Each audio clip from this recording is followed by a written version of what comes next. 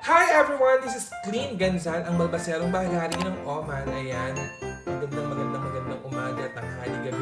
Sa lahat ng ating mga kabalbas dyan, alam nyo na, mga Clinters. Ayan, nagbabalik ulit ang inyong mom, si Clint Ganzan, para naman sa isang tutorial na kung saan tuturuan ko kayong gumawa ng isang Korean traditional gift wrapping na mula pa sa Korea. Char! Ayan, hindi. Yun, dahil magpapasko na, magbabagong taon, maraming mga okasyon, tuturuan ko kayo kung may mga luma kayo mga tela dyan. Ayan, ito yung pinaka best tutorial na makikita nyo para naman masulit yung mga tela-tela nyo dyan. Ayan, ang kailangan lang natin dito is tela, mga lumang tela. And then, sobrang dali lang ng mga gamit na gagamitin natin para dito sa isang Bojagi gift wrapping. Ayan, yung tawag sa kanya is Bojagi.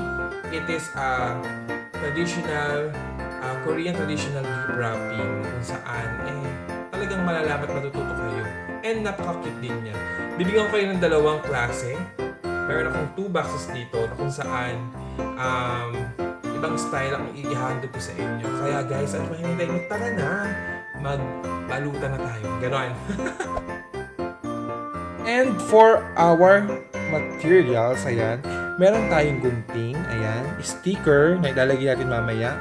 Meron tayong balot na box. Ayan, kailangan natin yan. And meron din tayong hindi pa balot na box. Meron din tayong rubbers. Ayan, kailangan natin yung rubber band. And 3D comb, dried flowers, dried touches dito sa Oman. Meron din tayong dalawang klase at dalawang size ng tela. Ito yung tela na isa. Ito yung maliit lang, half. And then ito yung perfect square na tela. So, let's start guys!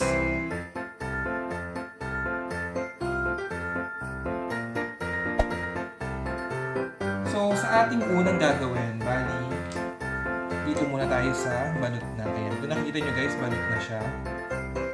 Ayan, ang kailangan natin is yung maiksing tela or yung, ayan, tatabi muna natin to. So, kung makita nyo, meron dito sticker na. So, ito yung harapan natin. And then, yung gagawin natin dito sa tela, ihati lang natin sa gitna. Ayan. Madali lang to guys, as in ganyan lang. And then, yan, ilalagay nyo lang siya sa box. Yan, yung mga labit-labit na yan, okay lang yan. Matatago yung gagawin natin ng gunting. Okay. So, kapag nandyan na, ayan, kukuha lang kayo ng rubber band. Ayan. So, dodoblihin nyo lang. And, ila-rubber band nyo para magkatali lang kayo ng buhok. Basta guys, balot na yung box ha. Ito yung isang style, yung number 1 style. Yung first style natin. Ayan. So, isi-center nyo lang. Pagka-center nyo, banat ba natin. Tapos, kailangan guys, lumapad itong gilid.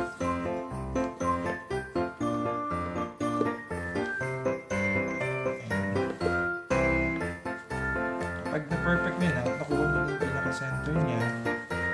Makikita yung sa likod, ganyan lang siya. Dito tayo mag-i-start maggawa ng isang bulaklak. Or kahit anong style ang gusto nyo. Basta ganyan lang. I-alternate nyo lang. Ikot-ikot lang na ganyan. Ikot lang. Ayan. Pagka-ikot nyo, ibibilag nyo lang siya. Pero magkahiwalay siya. Ayan. And then kukuha kayo ng rubber band. Ayan. So, doble nyo lang.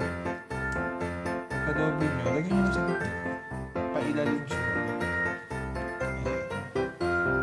So, kapag na-secure nyo na siya, kukuha kayo ng gunting para gupitin mo mga mold. Ayan, tapos, tatago nyo lang yung mga ends niya, yung mga gilid-gilid na hindi nakatayo. Hindi siya makita. Ayan. So, kung makikita nyo guys, ayan. I-imagine nyo na parang bulaklak or gagawa kayo ng parang style bulaklak. Pero pwede nyo pang i-perfect yan. Pero ito kasi yan lang din yan. Tapos, yung sa tatches natin, lalagyan natin siya ng triticum. Kahit ano guys, pwede kayo maglagay ng lavender, pwede kayo maglagay ng triticum, pwede kayo maglagay ng kahit ano, dried flowers. Ipang tatches nyo.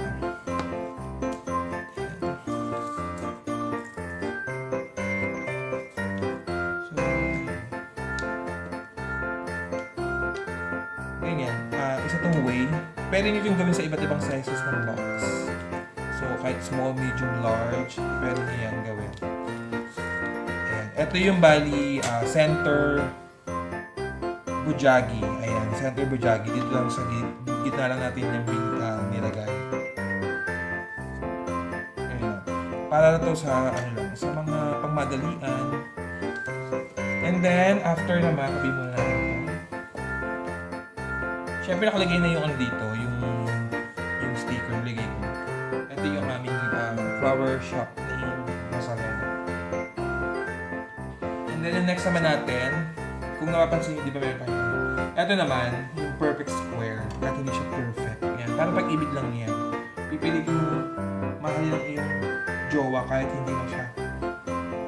Kahit hindi ka nag-e-enjoy at hindi ka na masaya sa kanya. Ganon, kailangan maging perfect pa din. Magkumari ka. Char! Ayan. So dito, kailangan natin siyang ipa-diamond style. Ayan. So diamond. Dito yung pinaka ends.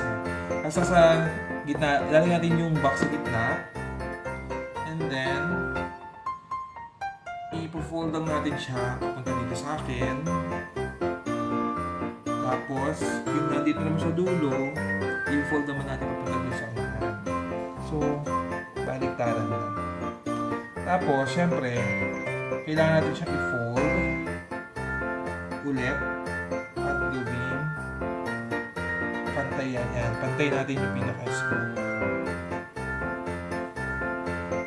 Tapos huwag kayong mag-worry kung hindi siya banat dahil mamaya magbanat siya. Gagamitan natin ng magandang powers. Ang powers. Ayan, kung pansin nyo, ayan, nandito na yung dalawa. Ayan, nandito na. Ayan. Ipupunta nyo lang siya sa gitna. Ayan, kung tingnan nyo, ayan o, sobrang ano na siya. Nasa gitna na, so hindi na siya mapapansin. Tapos, magbubuhol ulit kayo. Kukuha kayo ng rubber band. Ito yung rubber band. Madali lang to guys. As in, madali lang itong Bojagi gift wrapping ng mga Korean. Kasi ginagamit nila ito yung mga traditional. Ginagamit nila ito pag yung sa mga baunan. And kapag may mga pagkain sa gusto niya, ilagay sa isang bag. Bojagi yung ginagawa nila. Tapos eto, ayan. Yung katulad yung ginawa natin sa style number 1, sa first style. Ito yung second style natin. Hanggat kaya nyo pang sikipan nyo. Ayan. Para matibay na matibay. So, kung mapapansin nyo guys, ayan, o diba? Kung mapapansin nyo, balot na siya. Tapos, syempre, iikot ulit natin siya. Napakadali lang ito guys. Ipitan natin, hindi na siya loose, masigip na siya. Tapos ganun ulit, ikot-ikot lang din natin, ikot lang din yan.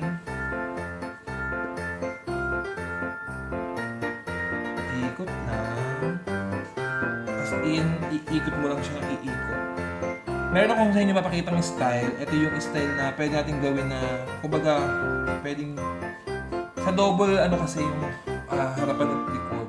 Kung dalawang kulay siya, double color, pwede siyang gawin ganito. Ayan. Pwede nyo siyang iganyan. Excuse sa mga himul mo. Pwede nyo siyang gawin ganyan na may palawit dito. Pero dapat yan sa double color para makikita siya. Pero kung hindi naman siya double color, ganito kulay. Ayan. Ganyan na gagawin natin. Kukukulit ng rubber band. Ayan. So,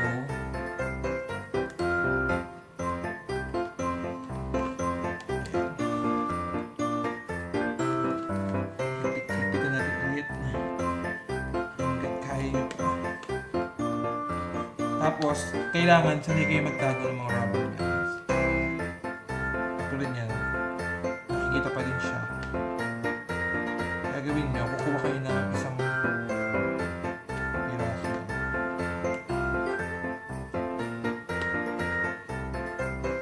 Ayan, pwede nyo siyang banatin pababa at matago yung rubber band.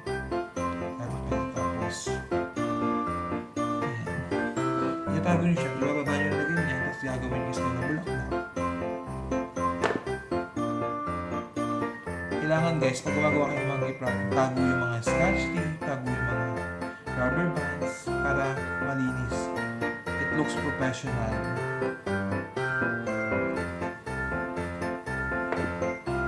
Kasi bilang isang florista or mga nagbabalot ng mga ganito, kailangan lahat, walang chismis. Kailangan maitago kasi pag may chismis tsaka, pangit po siya. Hindi maganda, hindi nakakaunlad. Kailangan maging ano ka, super galing. Ayan, dahil sa kakapanood ko ng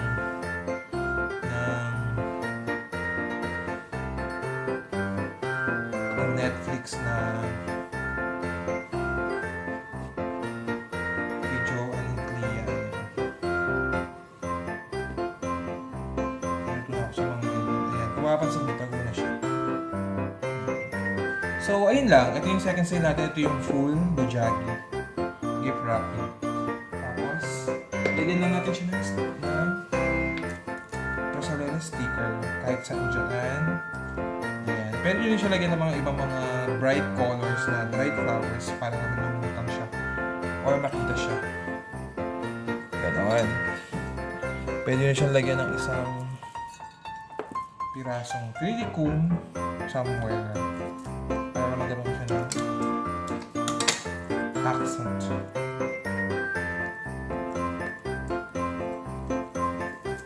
Ayan, ganyan. Ikaw, kung bahala kung ano gusto mo. So, ayan na yung style natin. Ito yung first style, ang ating half Bojagi gift wrapping. And ito yung second style, full Bojagi gift wrapping. So guys, ayan lang. Kung gusto niyo pong makakita ng iba't ibang gift wrapping styles, ayan, mag-comment lang po kayo dyan and i-push po natin yan. Ayan, para naman sa ikaunlad nyo at ikaunlad din natin. Ayan, so gusto ko pong ma-share ang aking kaalaman about sa pagbubulaklak at pagbabalot ng mga gifts. Ayan, lalo na sa mga special someone nyo, pwede nyo siyang ibigay. So ayan na yung gift wrapping natin. Gift wrapping, Bojagi gift wrapping, traditional, Korean traditional gift wrapping po siya. And so guys, thank you so much. At kung sino pa po hindi mga nakaka-subscribe dyan, pindutin lang po ito. Ayan, i-subscribe nyo lang po. Ayan, lumalabas na siya. Ay, maganda. Char. Thank you so much. Bye, guys. And ito po ulit ang inyong balbasan ng naghali ng Oman, Clint Ganzan. Nagsasabing, good vibes lang po tayo and love, love, love. Bye-bye.